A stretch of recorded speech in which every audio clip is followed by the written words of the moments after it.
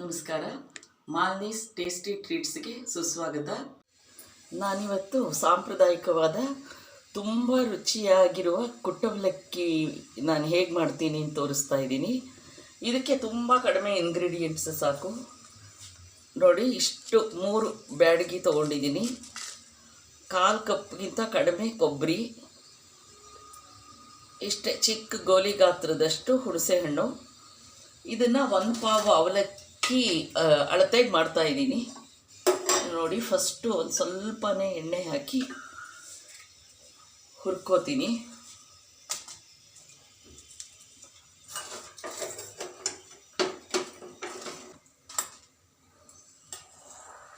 ಹುರಿದಾಗಿದೆ. ಈಗ ಕೊಬ್ಬರಿ ಸ್ವಲ್ಪ ಹುರಿತಿದ್ದೀನಿ.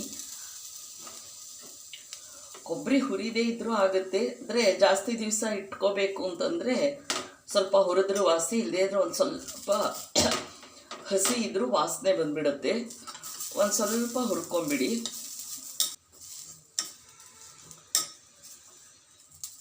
ಹೀಗೆ ಇಷ್ಟು ಹುರಿದ್ರೆ ಸಾಕು.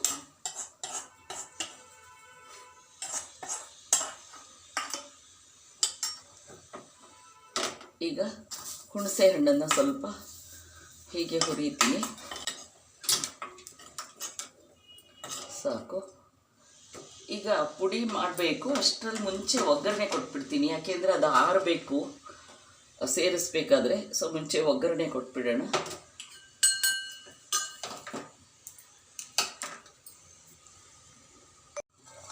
ಒಂದು 2 ಟೀ ಸ್ಪೂನ್ ಎಣ್ಣೆ ಹಾಕಿದ್ದೀನಿ.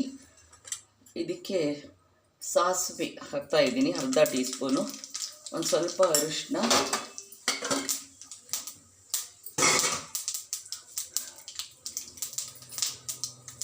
ಸ್ವಲ್ಪ ಹಿಂಗೆ ಹಾಕ್ತಾಯಿದ್ದೀನಿ. ಆಮೇಲೆ ಕರಿಬೇವು ಸೊಪ್ಪು ಹಾಕ್ತಾಯಿದ್ದೀನಿ.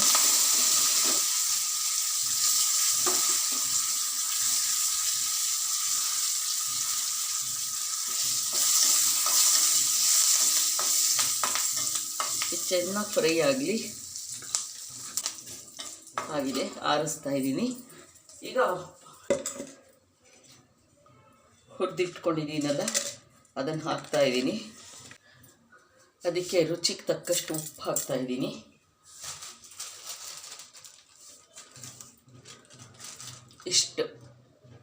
ಇಷ್ಟು ಬೆಲ್ಲ ಹಾಕ್ತಾ ಇದ್ದೀನಿ. ಈಗ ಇದಕ್ಕೆ 1 ಪಾವು ಗಟ್ಟಿ ಅವಲಕ್ಕಿ, ಇದು ಗಟ್ಟಿ ಅವಲಕ್ಕಿಲೇ ಮಾಡಬೇಕು.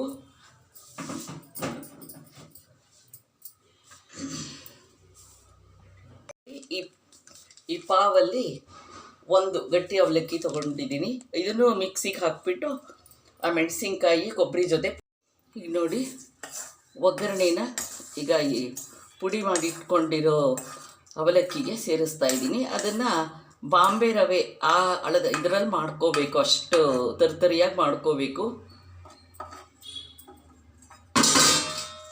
ಇದನ್ನು ಈಗ ಪುಡಿ ಮಾಡಿಕೊಂಡು ಕಲಸೋಣ.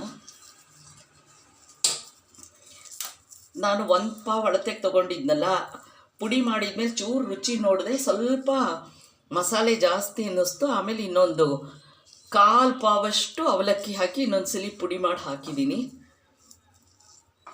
ನೀವು ನಿಮ್ಮ ರುಚಿಗೆ ತಕ್ಕಂತೆ ಖಾರ ಇದನ್ನು ನೀವು ವ್ಯತ್ಯಾಸ ಮಾಡ್ಕೋಬೋದು.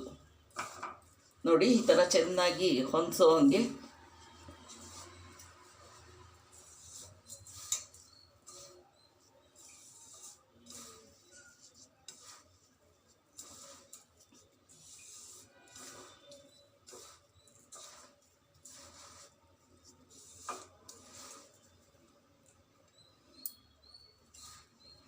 ಸಿಂಪಲ್ಲಾಗಿ ತುಂಬ ಚೆನ್ನಾಗಿರುತ್ತೆ.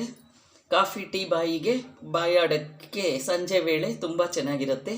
ಮಾಡ್ಕೊಂಡ್ಬಿಟ್ಟು ಫೀಡ್ಬ್ಯಾಕ್ ಕೊಡಿ. ಧನ್ಯವಾದಗಳು. ವಿಡಿಯೋ ಪೂರ್ತಿ ನೋಡಿದ್ದಕ್ಕೆ ತುಂಬ ಥ್ಯಾಂಕ್ಸ್. ಲೈಕ್ ಮಾಡಿ, ಶೇರ್ ಮಾಡಿ. ಸಬ್ಸ್ಕ್ರೈಬ್ ಆಗದೇ ಇದ್ದರೆ ಪ್ಲೀಸ್ ಸಬ್ಸ್ಕ್ರೈಬ್ ಮಾಡ್ಕೊಳ್ಳಿ. Thank you very much.